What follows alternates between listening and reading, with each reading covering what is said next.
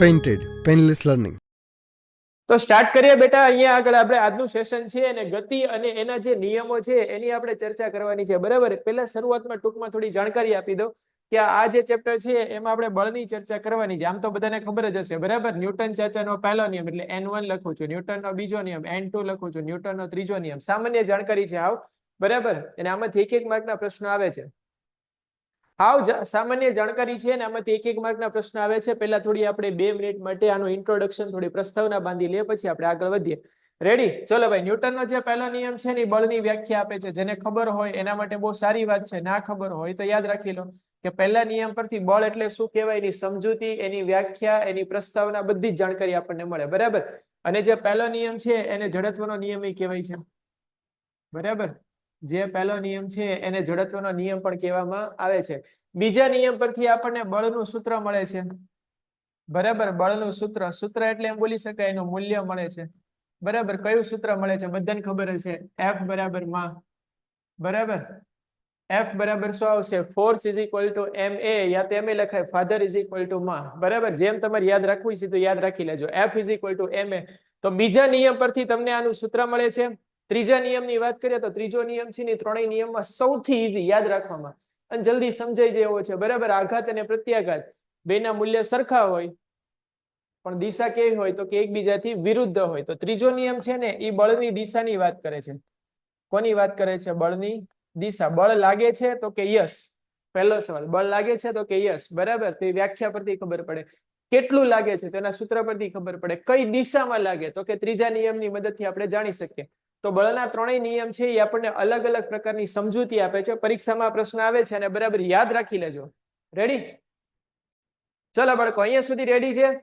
જે વાર્તા કરીએ અહીંયા સુધી રેડી હોય તો સૌથી પહેલા સંતુલિત અને અસંતુલિત બળો છે એની આપણે ચર્ચા કરવાની છે। સંતુલિત અને અસંતુલિત બળો પહેલો જ પોઈન્ટ આપણે લઈએ છે, બરાબર। બળ એટલે શું તો બધાને ખબર હશે, એટલે આપણે એમાં વધારે પડતા આગળ જતા નથી। સંતુલિત અને અસંતુલિત બળો એટલે શું થાય, બેમાં એક પોઈન્ટ જ આપણે યાદ રાખવાના છે, બરાબર। પછી બેમાં હજી એક પોઈન્ટ, એટલે બબ્બે પોઈન્ટ બેમાં યાદ રાખવાના। સંતુલિત બળો એટલે શું થાય, માની લે કે આ માર્કર છે એની ઉપર આ દિશામાંથી 10 જેટલું બળ લગાવ અને આ દિશામાંથી 10 જેટલું બળ લગાવ, તો માર્કર કઈ દિશામાં ખસશે? ડાબી તરફ કે જમણી તરફ કે કોઈ તરફ નહીં, એકેય તરફ નહીં ખસે, બરાબર। અહીંયા એક આપણને આવો ક્યુબ આપ્યો છે, બરાબર। એક મસ્ત મજાનું બોક્સ આપ્યું છે, વાય તે બળ લગાવે છે અને એક્સ બળ લગાવે છે। માની લે અહીંથી 10 નું બળ લાગે, અહીંથી 10 નું બળ લાગે, તો બે બાજુથી સરખું બળ લાગતું હોય, ધ્યાનથી જોજો, બે બાજુથી સરખું બળ લાગતું હોય તો આ જે બ્લોક છે કઈ દિશામાં જાય તો કે એકેય દિશામાં ના જાય। તો આ વસ્તુ એ જ સમજાવે છે કે જ્યારે સંતુલિત બળો લાગતા હોય ને, સંતુલિત બળો, બરાબર, જેટલા બી લાગતા, એવું નથી બે જ લાગતા હોય, ચારેય લાગી શકે, 6 લાગી શકે, 8 લાગી શકે, 5 લાગી શકે, 4 લાગી શકે, પણ જેટલા બળો લાગતા હોય ને એનું જે પરિણામી બળ આવે ને એ હંમેશા શૂન્ય હોય। સંતુલિત બળો હોય એનું પરિણામી બળ કેટલું હોય તો કે શૂન્ય હોય। ને જ્યારે બી સંતુલિત બળો લાગતા હોય ત્યારે પદાર્થની જે અવસ્થા હોય ને બદલાતી નથી, બરાબર। હવે અવસ્થા વિશે તમને એક જાણકારી આપી દો, બરાબર। કોઈ પણ પદાર્થ હોય ને, કોઈ પણ પદાર્થ, એની બે જ અવસ્થા પોસિબલ છે, ત્રીજી અવસ્થા પોસિબલ જ નથી, બરાબર। વિજ્ઞાન, ફિઝિક્સ આપણને એવું કહે છે કોઈ પણ પદાર્થ હોય એની અવસ્થાની વાત કરીએ, બરાબર। હું ભૌતિક અવસ્થા નથી કહેતો, ભૌતિક અવસ્થા એટલે એમ કહેવાય ઘન, પ્રવાહી ને વાયુ।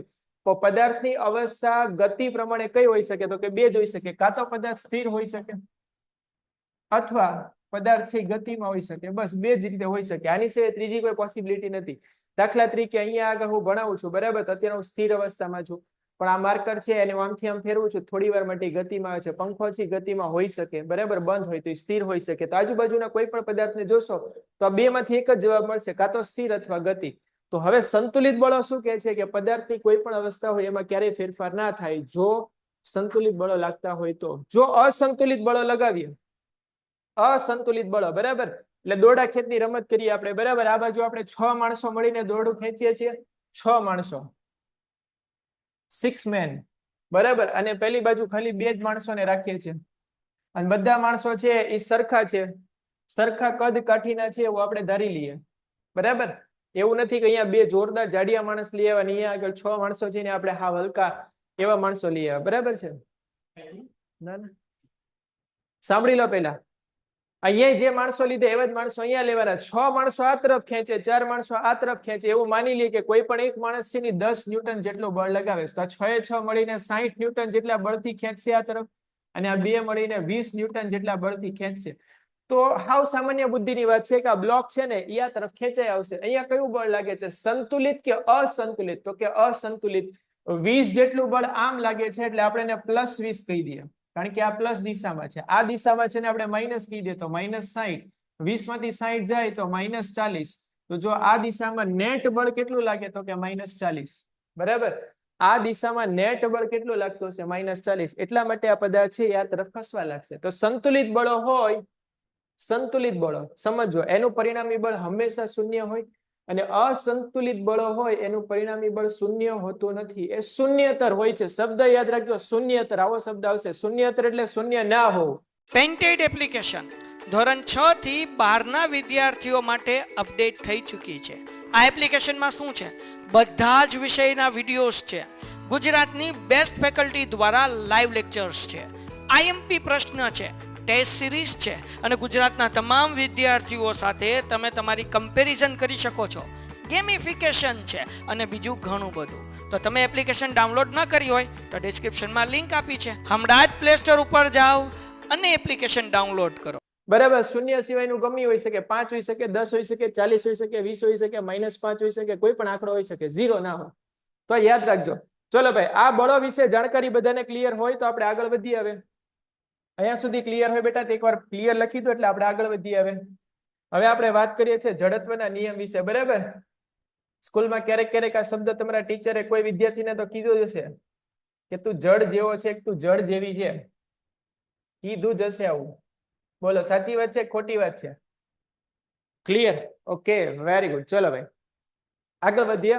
હવે જે ગેલિલિયો છે ને બેઠા બેઠા આવી રીતે રમત કરતો હતો. બરાબર, રમત કરતા કરતા એને જડત્વ વિશેની જાણકારી મળી ગઈ. શું રમત કરતો હતો સમજો. પહેલા અહીંયા એક ઢાળ લીધો, ઢાળ ઉપરથી નાની દડી લીધી, દડીને આમ છોડી દીધી. બરાબર, ખાલી છોડી જ દેવાની. તો બોલો, દડી ઉપર જાય કે નીચે જાય? તો નીચે જાય. બરાબર, નાના બાળકોને ખબર પડે, જે બાળક છે એને થોડી બી સમજ હોય ને એને ખબર પડે કે દડીને આપણે મૂકીએ ને તે હંમેશા નીચે જાય. કેમ નીચે જાય? કારણ કે એનો વેગ વધવા લાગે છે. બરાબર, તો માની લે કે શરૂઆતમાં એનો વેગ છે જ નહીં, 0 છે. અહીંયા પહોંચે તેનો વેગ 10 થઈ ગયો. તો એમ બોલી શકાય કે પહેલા વેગ કરતા બીજો વેગ વધારે છે, એટલે v2 ઇઝ ગ્રેટર ધેન શું છે, v1. તો આને ખબર પડી, મૂકી દઈએ તો નીચેનો વેગ વધે છે. તો માની લે કદાચ આપણે વેગ આપીને એને ઉપર ફેંકીએ. બરાબર, આનાથી ઓપોઝિટ, બિલકુલ આનાથી ઓપોઝિટ કરવાનું છે કે આપણે શરૂઆતમાં હવે દડીને આમ ઉપર ફેંકવી છે તો આપણે અહીંથી વેગ આપવો પડશે. તો શરૂઆતનો વેગ 10 લઈએ અને આપણે ઉપર એને ફેંકી દઈએ. શું કરવાની છે? ફેંકવાની છે. ફેંકીએ તો ક્યાં સુધી જશે? તો કે વેગ ઘટતા ઘટતા ઘટતા જ્યાં સુધી 0 ના થાય ને ત્યાં સુધી. તો ક્યાંક પહોંચીને એનો વેગ કેટલો થઈ જાય? 0. એટલે દડીને અટકશે 1 સેકન્ડ માટે, પાછી નીચે આવશે. તો એને ખબર પડી કે આમાં આપણો શરૂઆતનો વેગ હતો એની કરતા અંતિમ વેગ કેવો થઈ જાય? ઘટી જાય છે. પહેલામાં વધી જતો હતો. તો હવે ક્યાં આપણે એક સપાટી કરતા 2 સપાટી લઈને દડી દડી રમીએ. બરાબર, શું રમીએ? દડી દડી. બરાબર, તેણે શું કર્યું? અહીંયા જેવી સપાટી લીધી હતી ને એવી સેમ ટુ સેમ સપાટી અહીંયા લીધી. સમજો બરાબર જે બોલો એને. અહીંયા આગળ એને હાઈટ છે ને એ માની લીધી કે 10 મીટર જેટલી હાઈટ લીધી. બરાબર, અને અહીંથી દડીને 10 મીટર જેટલી હાઈટ થી છોડી દીધી. તો આ દડી મસ્ત મજાની નીચે ગઈ, આ સપાટી પર પહોંચીને અહીંયા ત્યાં સુધી જ ગઈ કે જ્યાં સુધીની હાઈટ કેટલી બનતી હતી? 10 મીટર. બરાબર, એની હાઈટ કેટલી બનતી હતી? તો કે 10 મીટર બનતી હતી. તો આના પરથી એને ખબર પડી કે આ પ્રયોગમાં આપણે થોડી મસ્તી કરીએ. મસ્તી કરવા એને શું કર્યું? તો કે પ્રયોગમાં હજી થોડો ફેરફાર કર્યો. આ બાજુની જે સપાટી હતી,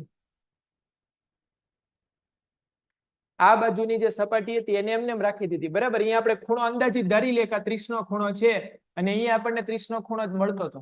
સીધી વાત છે. બરાબર, 30 નો ખૂણો છે અને 30 નો ખૂણો જ આપણને મળતો હતો.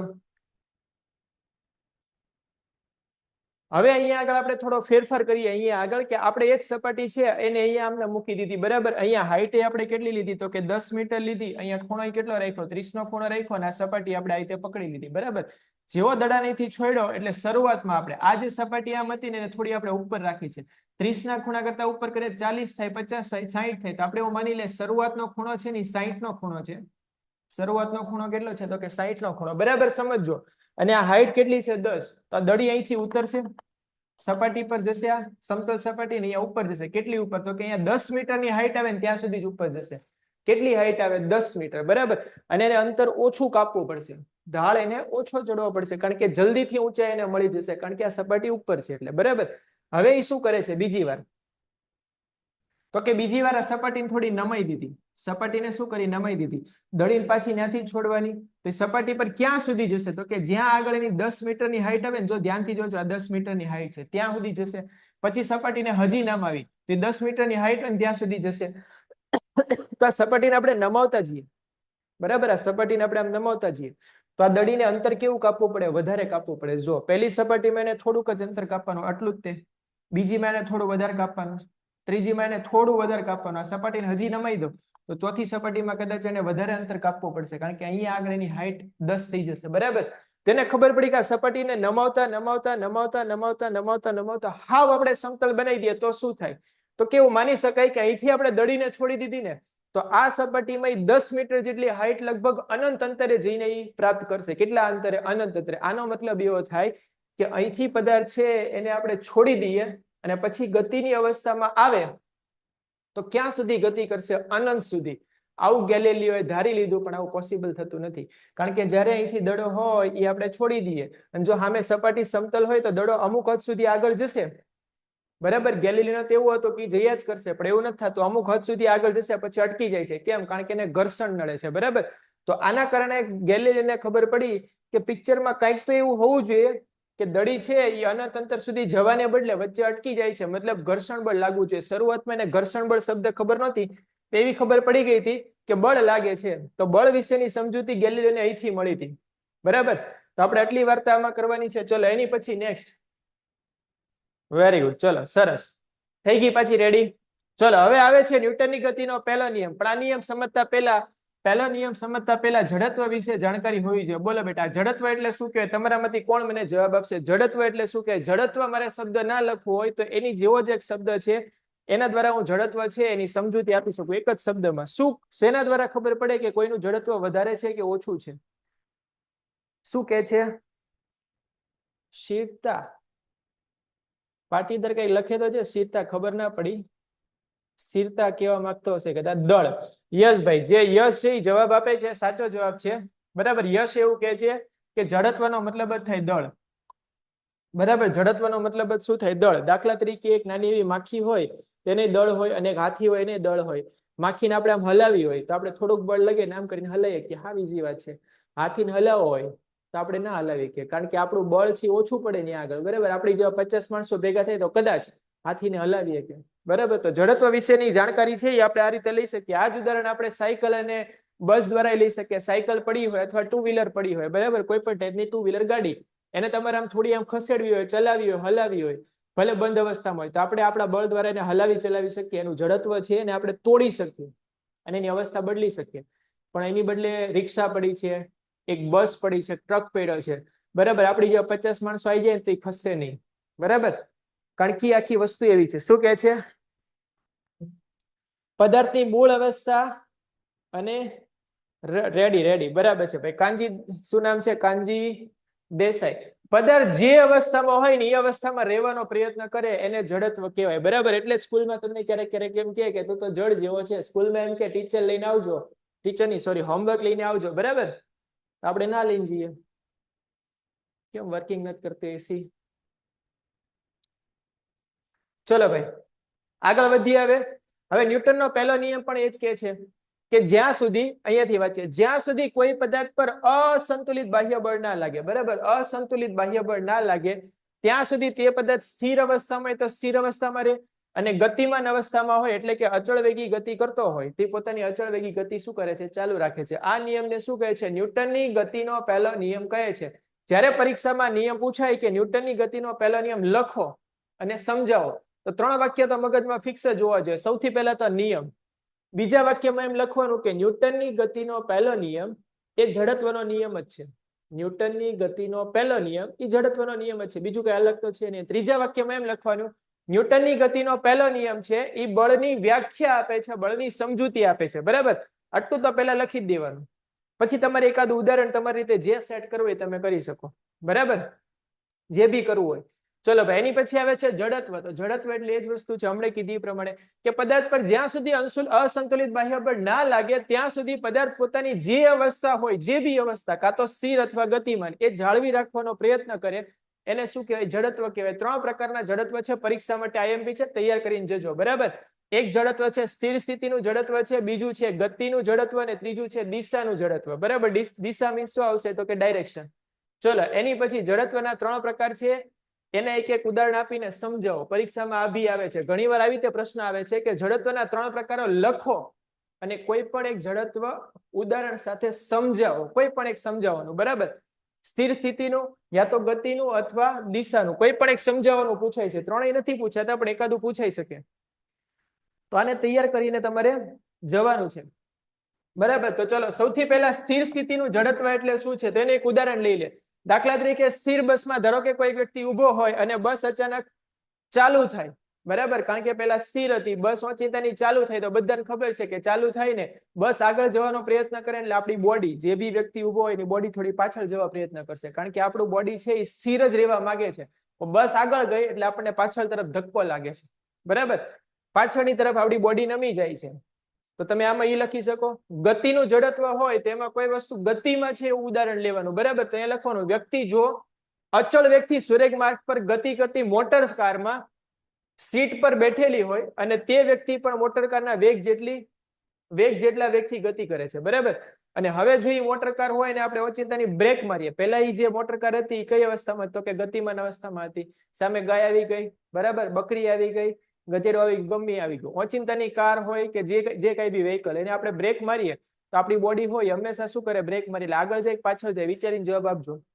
બોલો, આગળ જાય કે પાછળ જાય? બ્રેક લાગે એટલે હંમેશા ધક્કો ક્યાં લાગશે? બોલો, વિચારીને જવાબ આપજો. જ્યારે બી તમે કોઈ પણ વ્હીકલમાં બેઠા, કોઈ પણ વ્હીકલની વાત કરો. બરાબર. 2 વ્હીલર હોય કે 4 વ્હીલર, હા, આગળ જવાય. Very good.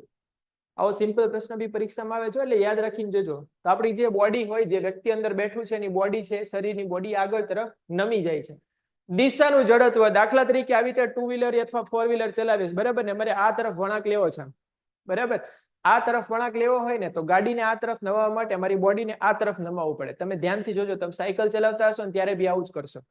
બરાબર. શું કહે છે? ઓકે, આગળ. બરાબર છે, ઠીક છે, ડન છે. ચલો બેટા, તો તમારા ત્રીજા ઉદાહરણમાં એ કહેવાનું છે દિશાનું જડત્વ. એની પછી નેક્સ્ટ આવે છે અહીંયા આગળ પદાર્થનું જડત્વ એટલે શું? આપણે વાત થઈ ગઈ. બરાબર. હવે જડત્વ અને દળ વચ્ચેનો સંબંધ એક જ વાક્યમાં કહી દઉં કે દળ વધારે હોય, દળ એટલે જડત્વ છે, દળ વધારે તો જડત્વ કેવું થાય? વધારે થાય. બરાબર. શરૂઆતમાં જ હમણાં ઉદાહરણ આપ્યું. કીડીનું જડત્વ વધારે હોય કે હાથીનું વધારે હોય? બોલો, વિચારીને જવાબ આપો. બહુ ઈઝી પ્રશ્ન આપ્યો છે. કીડી કે હાથી? ન્યૂટનની ગતિનો પહેલો નિયમ શું? વ્યાખ્યા આપે બેટા. હાથી. ચલો ભાઈ, આગળ વધી આવે. નેક્સ્ટ જડત્વનો જે પ્રશ્ન છે એમાંથી 2 પ્રશ્ન પૂછવાની શક્યતા સૌથી વધારે છે. એક પ્રશ્ન એવું કે જડત્વ એટલે શું, સમજાવો, અને એના પ્રકાર લખો. એટલે પ્રકાર લખવાના, સમજાવવાના નથી. બીજો પ્રશ્ન, જડત્વના પ્રકાર લખીને કોઈ પણ એક ઉદાહરણ સાથે સમજાવો. આ 2 પ્રશ્નોમાંથી એક આવશે. ત્રીજો પ્રશ્ન હજી આવી રીતે આવે છે કે તમને 2-4 ઉદાહરણ આપે. મેં કેમ હાથી ને કીડીનું ઉદાહરણ આપ્યું, એમ સાયકલ આવશે, ટ્રેન આવશે, હાથી આવશે, કીડી આવશે, કોઈ પણ 4-5 ઉદાહરણ આપશે ને પછી એમ કહેશે કે આમાં કોનું જડત્વ વધારે ને કોનું જડત્વ સૌથી ઓછું. તમારે વિચારીને જવાબ આપવાનો છે. બરાબર. સામાન્ય બુદ્ધિનો પ્રશ્ન હશે, આવડી જશે તમને, એટલે ચિંતા કરવાની જરૂર નથી. ચલો ભાઈ, એની પછી આવે છે નેક્સ્ટમાં પહેલો નિયમ બળની વ્યાખ્યા આપે છે. આપણે વાત થઈ ગઈ. બરાબર. આ બધી વાર્તાઓ છે, આપણે વાર્તાઓમાં અત્યારે આગળ જવાનું નથી, નહીં તો ચેપ્ટર આ રીતે પૂરું નથી. હવે આવે છે ન્યૂટનની ગતિનો બીજો નિયમ. પરીક્ષામાં 100% આવશે. લખી લો બેટા, ન્યૂટનની ગતિનો બીજો નિયમ એટલે શું છે? તો કે વેગમાનનો નિયમ છે. બરાબર. વેગમાન સંરક્ષણ નથી બોલતો, સમજો બેટા. પેલા વેગમાનનો નિયમ છે, કારણ કે ન્યૂટનની ગતિના બીજા નિયમ પરથી આપણને વેગમાનના ફેરફારનો સમય દર એની જાણકારી મળે છે. બરાબર. આને હું શોર્ટમાં અહીંયા તમને તારવતા શીખવાડું છું. જે લોકોને ના આવડતું એ બેટા તારવતા શીખી જજો. બરાબર. હાવ શોર્ટમાં તારવતા શીખવાડું છું, જોઈ લેજો. જે લોકોએ લખવું હોય ને લખી લેજો, સ્ક્રીનશોટ પાડવો હોય તો સ્ક્રીનશોટ પાડી દેજો. ન્યૂટનની ગતિનો બીજો નિયમ શું કહેવા માંગે છે એની આપણે અહીંયા ચર્ચા કરીએ છીએ. બરાબર. ડિટેલમાં આપણે કરાવેલું છે, રેકોર્ડેડ લેક્ચરમાં જોઈ તો ત્યાં બી જોઈ લેજો. ન્યૂટનની ગતિનો બીજો નિયમ. પેન્ટેડ એપ્લિકેશન ધોરણ 6 થી 12ના વિદ્યાર્થીઓ માટે અપડેટ થઈ ચૂકી છે. આ એપ્લિકેશનમાં શું છે? બધા જ વિષયના વિડીયોઝ છે. ગુજરાતની બેસ્ટ ફેકલ્ટી દ્વારા લાઈવ લેક્ચર્સ છે. આઈએમપી પ્રશ્ન છે, ટેસ્ટ સિરીઝ છે અને ગુજરાતના તમામ વિદ્યાર્થીઓ સાથે તમે તમારી કમ્પેરિઝન કરી શકો છો. ગેમિફિકેશન છે અને બીજું ઘણું બધું. તો તમે એપ્લિકેશન ડાઉનલોડ ન કરી હોય તો ડિસ્ક્રિપ્શનમાં લિંક આપી છે. હમણાં જ પ્લે સ્ટોર ઉપર જાઓ અને એપ્લિકેશન ડાઉનલોડ કરો. ન્યૂટનની ગતિનો બીજો નિયમ N2 લખું છું એટલે સમજી લેજો. ન્યૂટનની ગતિના બીજા નિયમની વાત થાય છે. 100% પૂછાશે. આની પહેલાની પરીક્ષામાં આવી ગયો હશે એટલે લખી લેજો. આઈએમપી છે. રેડી? આ નિયમ શું કે છે? સૌથી પહેલા એની વાત કરું છું અહીંયા આગળ. તો કે નિયમ કંઈક આપણને આવું કે છે કે પદાર્થ પર લાગતું જે બળ હોય અથવા અસંતુલિત બળ હોય એ કેટલું હોય? બરાબર? તો કે વેગમાનના ફેરફાર, વેગમાનનો પેલા ફેરફાર લેવાનો, એના સમય દર ના સમપ્રમાણમાં હોય. પદાર્થ પર લાગતું જે બળ હોય એ વેગમાનના ફેરફારના સમય દરની સમપ્રમાણમાં હોય. આ જે વાક્ય લખ્યું છે એને હું અહીંયા આગળ હવે ગણિતની ભાષામાં ફેરવી દઉં છું. બળ એટલે શું થાય? તો કે ફોર્સ થાય. સમપ્રમાણની નિશાની. વેગમાન છે એને બોલાય ડેલ્ટા પી અને સમય એટલે બોલાય ટી. બરાબર? તો આ ન્યૂટનની ગતિનો જે બીજો નિયમ છે ને એ આ જ છે. બરાબર? આ મેં ગણિતની ભાષામાં લખી દીધો. તો તમારે સૌથી પહેલા આ લખતા શીખવાનું છે. બરાબર? સૌથી પહેલા શું શીખવાનું છે? તો કે લખતા ખાલી શીખવાનું છે. રેડી? ચલો ભાઈ, હવે આ નિયમને તારવવો કઈ રીતે? તો તારવતા શીખવાડી દઉં છું. સમજી લો પેલા કેવી રીતે તારવવાનો છે. ઉલટા સ્ટેપમાં જઈને તારવવાનો છે. આની તારવણી, સૂત્ર તારવણી.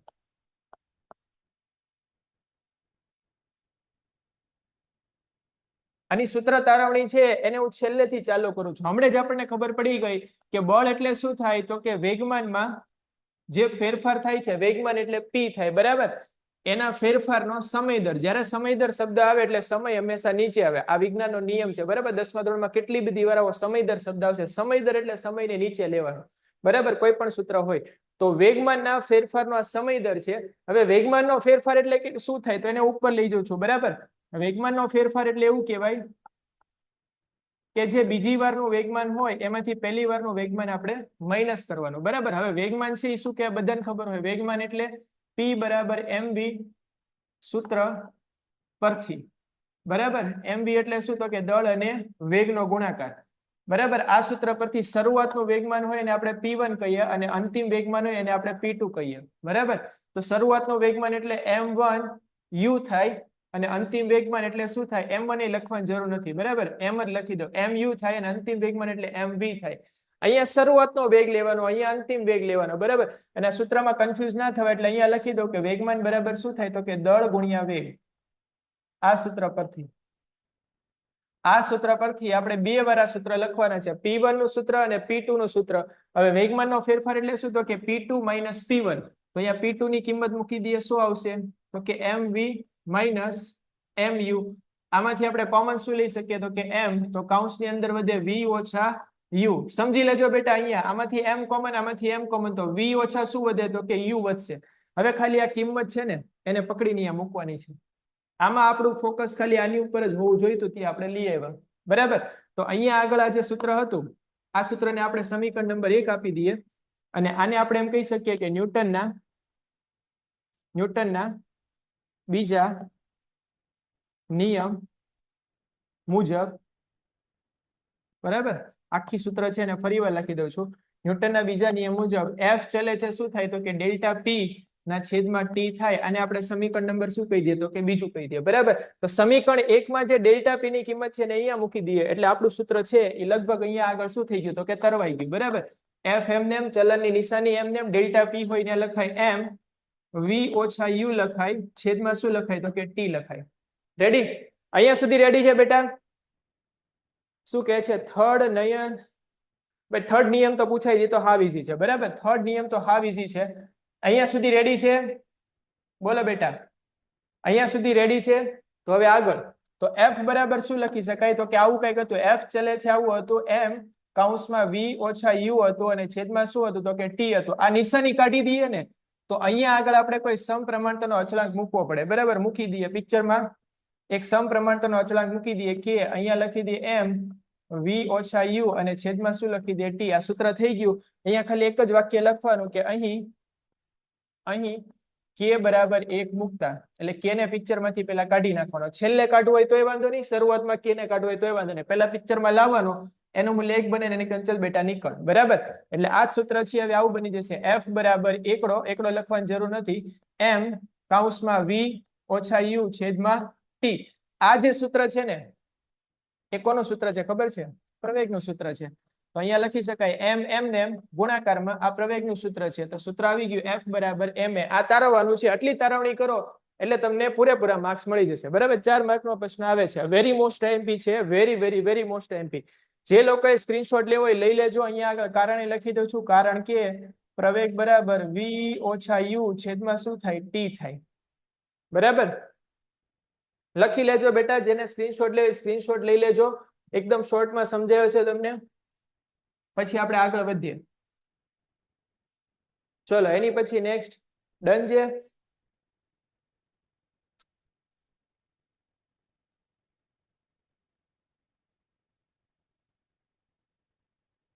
ચલો ભાઈ આગળ જઈએ હવે નેક્સ્ટ પ્રશ્ન તરફ. નેક્સ્ટ પ્રશ્ન ગતિનો જે બીજો નિયમ હતો એ આપણે અહીંયા પૂરો કરી દીધો. હવે આમાં અહીંયા પિક્ચરમાં આવે છે વેગમાન. વેગમાન એટલે શું થાય? તો કે વેગમાન એટલે દળ અને વેગનો ગુણાકાર, બીજું કઈ નથી, બરાબર. વેગ કરતા વધારે મહત્વપૂર્ણ રાશિ કઈ છે ખબર છે? વેગમાન છે. કેમ એવું? કારણ કે વેગ કરતા વેગમાન વધારે મહત્વનું છે. આ કેમ ખબર પડે? કોઈ કહેશો મને? આ ખબર કેમ પડે કે વેગ કરતા વેગમાન વધારે મહત્વનું? બે ઉદાહરણ લઈએ. પહેલા ઉદાહરણમાં અને બીજા ઉદાહરણમાં આપણે થોડો ફેર કરી દઈએ, બરાબર. એક બંદૂકની ગોળી છે. ગોળીનું દળ આપણે ધારી લઈએ કે કદાચ 50 ગ્રામ હશે, ત્યાં 100 ગ્રામ લઈ લે, કઈ ફેર નહીં પડે, બરાબર.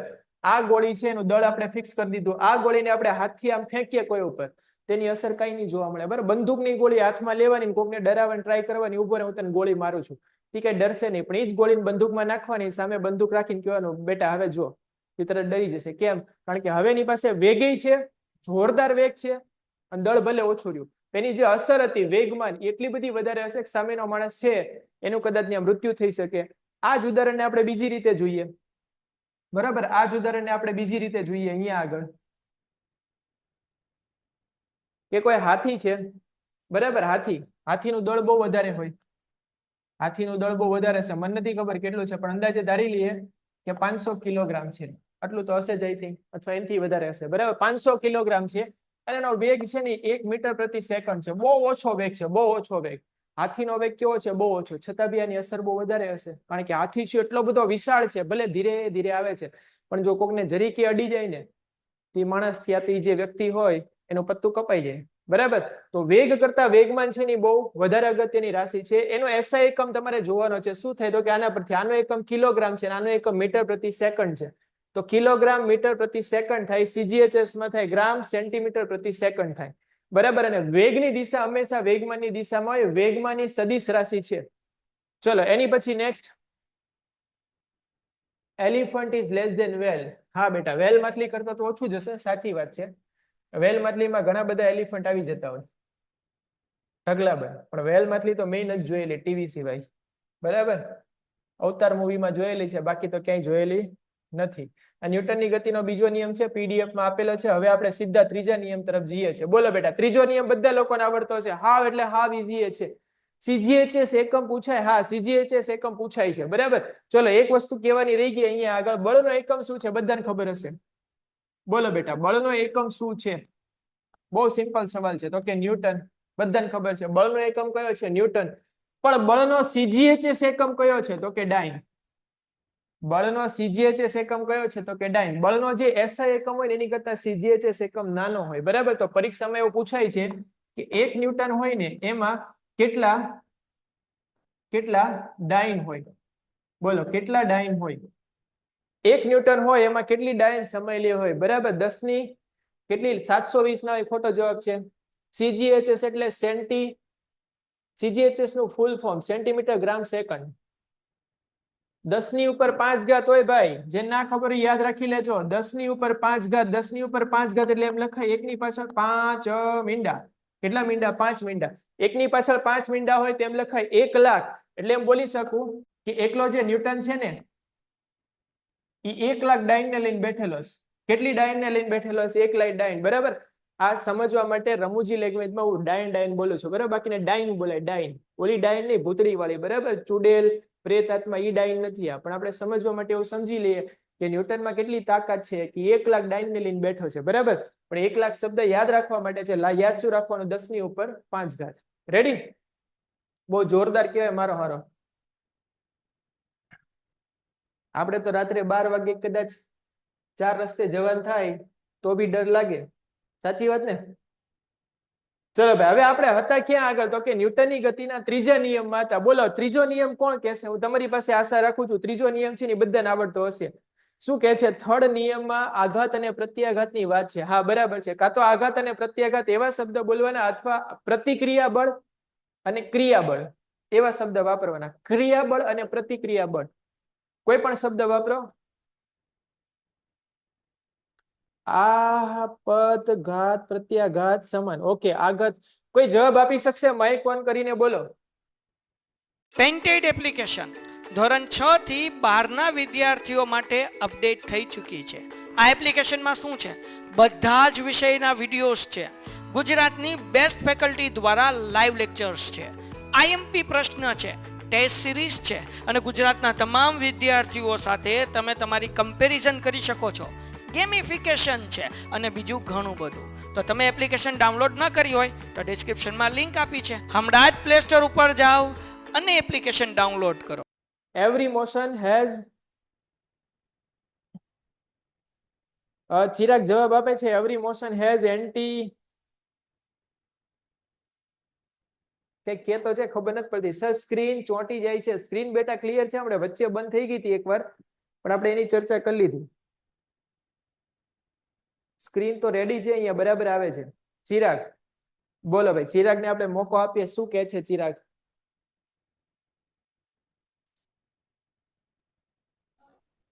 હા જૈન સર, હા, આપણે કોઈ વસ્તુ પર શું કે બળ લગાડીએ તેટલું જ બળ આપણને સામું લાગે.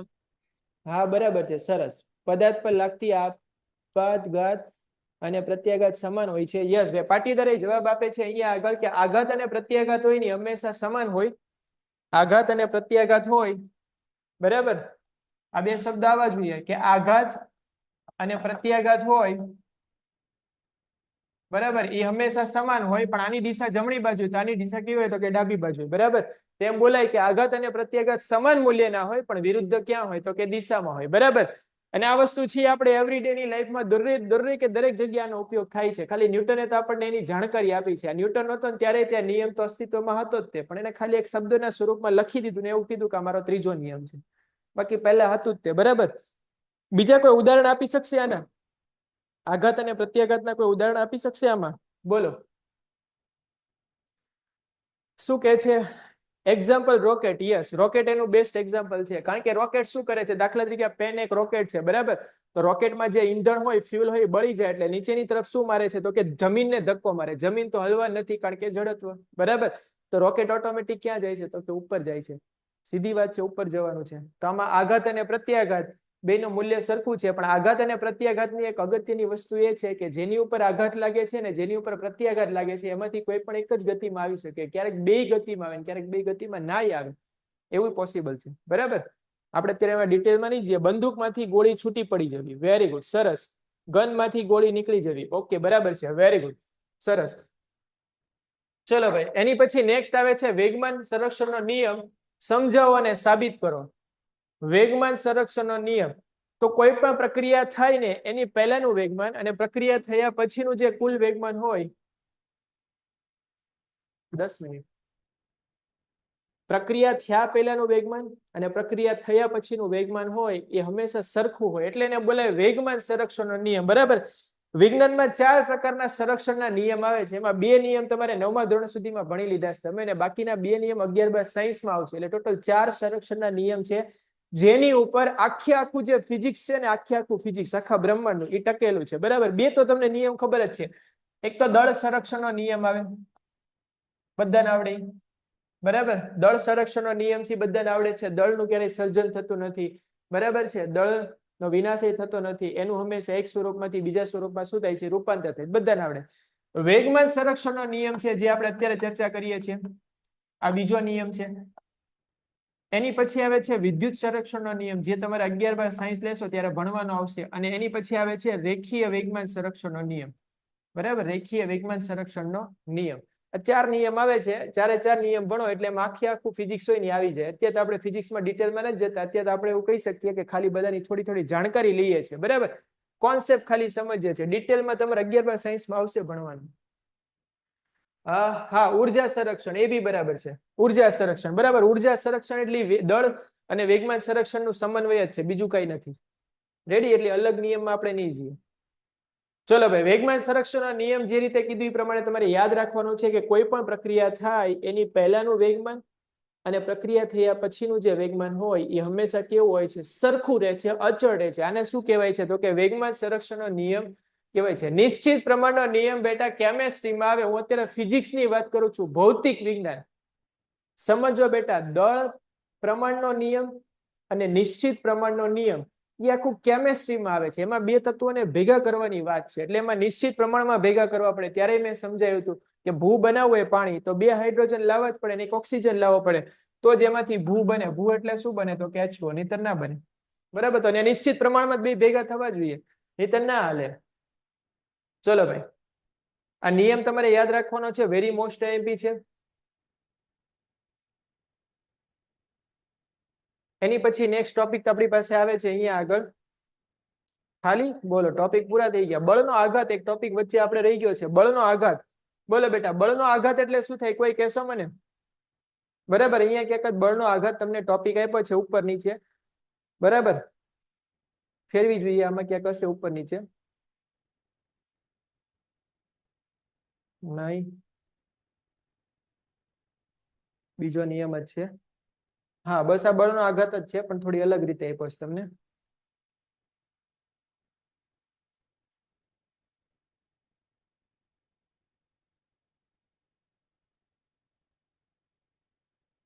નથી આપ્યો આમાં, ક્લિયર. બોલો ભાઈ, બળનો આઘાત એટલે શું થાય, કોઈ કહેશો? બળનો આઘાત, બળનો આઘાત. બળ નથી કેતો, સમજો બરાબર. બળનો આઘાત, આના પરથી પ્રશ્ન આવે છે ને આવે છે. બળનો આઘાત એટલે શું થાય સમજી લો પેલા. બળનો આઘાત હોય એને I વડે દર્શાવવામાં આવે છે. બળનો આઘાત એટલે શું થાય, તો કે ફટ્ટી. ફટ્ટી યાદ રાખી લેવાનું. શું યાદ રાખવાનું? ફટ્ટી. બળનો આઘાત એટલે ફટ્ટી યાદ રાખી લેજો. સર, G અને G નો તફાવત, હા, ગુરુત્વાકર્ષણના ચેપ્ટરમાં આવશે આવતીકાલે આપણે. બરાબર, G અને G નો તફાવત ત્યારે આપણે સમજી લેશું. બળનો આઘાત એટલે F અને T થાય. સમજો પેલા F એટલે શું હતું, હમણાં જ સમજાયું હતું બીજા નિયમમાં. F એટલે વેગમાનનો ફેરફાર કહેવાય અને એનો સમય દર કહેવાય. તો જો આમાંથી T અને T આપણે ઉડાડી દઈએ તો આનો જવાબ શું આવે, ડેલ્ટા P આવે. તો બળનો આઘાત હોય ને, બળનો આઘાત, એનું બીજું નામ સમજો પેલા. બળના આઘાતનું બીજું નામ છે વેગમાનનો ફેરફાર. જેને લખવું હોય લખી લેજો, પરીક્ષામાં 100% પ્રશ્ન MCQ માં આવશે. લખી લેજો, ભૂલ પડવાની બહુ મોટી શક્યતા છે અહીંયા. જે વેગમાનનો ફેરફાર હોય ને, સમય દર નથી બોલતો, વેગમાનનો ખાલી ફેરફાર, એને બળનો આઘાત કહેવાય. અને વેગમાનના ફેરફારનો જે સમય દર હોય એને તો આપણે બળ કહીએ છીએ, કારણ કે ન્યૂટનની ગતિનો બીજો નિયમ છે. હવે પરીક્ષામાં પ્રશ્ન એવો આવે છે કે બળનો આઘાત હોય એનો SI એકમ કયો થાય, તો કે જે વેગમાનનો હોય એ જ થાય. બરાબર, વેગમાનનો જે બી એકમ હોય, જે બી હમણાં જ આપણે સમજ્યા હતા, એ બળના આઘાતનો એકમ થાય. બોલો, કોને યાદ છે વેગમાનનો એકમ શું થાય? વેગમાનનો એકમ, ફરી વાર બોલું છું, બળનો આઘાત લખવું હોય તો લખી લેજો. બળનો આઘાત છે એની સંજ્ઞા I છે અને એને શું કહેવાય, તો કે ડેલ્ટા P કહેવાય. શોર્ટમાં લખી દઉં છું, વેગમાનનો ફેરફાર. આનો એકમ શું હતો, આનો SI એકમ શું હતો, તો કે સર કિલોગ્રામ મીટર પ્રતિ સેકન્ડ હતો. તો આનો એકમ એ જ થાય. બરાબર, આનો જે એકમ છે એ બી જ થશે, કિલોગ્રામ મીટર પ્રતિ સેકન્ડ. પરીક્ષામાં વારે વારે આવતો પ્રશ્ન છે ને ત્યારે વિદ્યાર્થીઓ છે ને મૂંઝાઈ જાય છે કે આ હારું વાંચ્યું તું યાદ નથી આવતું, આમ થાય ને તેમ થાય ને. બરાબર, હા, ન્યૂટન મીટર એ લખી શકાય. ન્યૂટન મીટર ના લખી શકાય, ન્યૂટન મીટર ના લખાય. બળનો આઘાત હોય ને એનું સૂત્ર બીજું યાદ રાખવાનું હતું, ફટ્ટી. કીધું તું હમણાં, બળનો આઘાત હતો I, એનું બીજું સૂત્ર યાદ રાખવાનું હતું ફટ્ટી. શું યાદ રાખવાનું હતું? ફટ્ટી. બરાબર, તો આના પરથી આનો એકમ I બને. જુઓ, આનો એકમ ન્યૂટન બને અને આનો એકમ છે ને સેકન્ડ બને. તો ન્યૂટન ગુણ્યા સેકન્ડ છે ને એ બી એનો એક એકમ છે. સ્ક્રીનશોટ લેવો હોય તો લઈ લો, યાદ રાખવું હોય તો યાદ રાખી લો, લખવું હોય તો લખી લેજો. પરીક્ષામાં પ્રશ્ન આવવાની શક્યતા ખૂબ વધારે છે અને ભૂલ પડવાની શક્યતા તો એનથી વધારે છે. બરાબર, આખું ચેપ્ટર વાંચીને ગયા હશો ને તો અહીંયા ભૂલ પડશે. રેડી? ફરીવાર રિપીટ કરું છું ભાઈ, જોઈ લો. આ બધી વસ્તુને ક્લિયર કરી દઉં છું અહીંયા આગળ, અને આપણે અહીંયા આગળ જે વચ્ચે સ્લાઇડ મૂકી હતી ને સ્લાઇડમાં સમજાવી દઉં. બરાબર, બ્લેક કલરની સ્લાઇડ મૂકી હતી ને એમાં આપણે સમજાવી દઉં. આને અહીંથી આપણે પહેલા ક્લિયર મારીએ. બળનો આઘાત એટલે શું થાય? બરાબર, ઇમ્પલ્સ કહેવાય ને. બળનો આઘાત એટલે શું થાય? તો કે ઇમ્પલ્સ. બળનો આઘાત એટલે એને I કહેવાય અને એને કહેવાય વેગમાનનો ફેરફાર. તો આનો જે SI એકમ હોય, આનો SI એકમ કયો છે? તો કે સર અમને આવડે, કિલોગ્રામ મીટર પ્રતિ સેકન્ડ. તો એ જ પ્રમાણે આનો SI એકમ કયો થાય? તો કે એ જ થાય ને. આનો SI એકમ એ જ થાય, કિલોગ્રામ મીટર પ્રતિ સેકન્ડ. બરાબર, પણ આ જે બળનો આઘાત છે I, એનું બીજું સૂત્ર એ છે ફટ્ટી. બરાબર, બળનો આઘાત એટલે ફટ્ટી યાદ રાખી લેવાનો. તો આના પરથી આનો હજી એક એકમ બને. બળનો એકમ ન્યૂટન થાય અને આનો એકમ ટાઈમ એટલે શું થાય? તો કે સેકન્ડ થાય. તો આ બળના